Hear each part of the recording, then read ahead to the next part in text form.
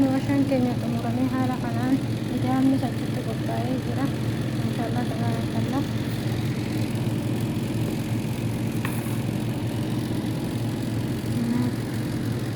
Kana fakkaataa ijaarni keenya kanarraa eegalaa.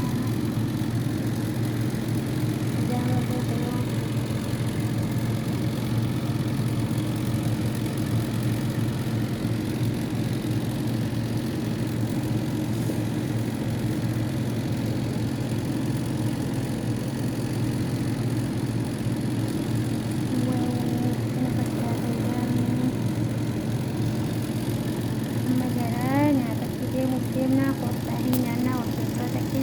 Share, subscribe, nogoda, jabeessa warroonni maatiin haa taatan hedduu takkaa galatooma.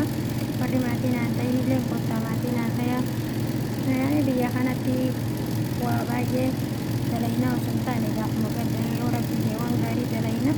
Ammaaf immoo waanuma mana arabaa keessatti hojjennu waan tokko tokko walumaa qabachuu wal bashannansiisuuf yaanee achumarratti argamuuf malee inshaallah yoo rabbi gaafa gara biyyaa gallee waan gaarii wantoota biyya keenya keessatti hojjetaman waan harkaan godhuu beeknuu fi waan hawaasni keenya beeku hundi akkasitti wajjin kan naannoo keenyaa naannoo biraa oromiyaa kutaa hedduu qabdi.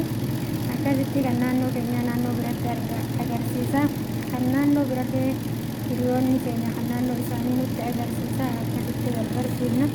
Ammaaf immoo waanuma mana arabaa keessatti dalaynu wanta biifeen osoo hin taane wantuma arabni nu ajajatte kanuma waanuma keessa jiru agarsiisuu fi obboleeyyan kiyyaa warri maatiin haa taatan hedduu takka galatooma.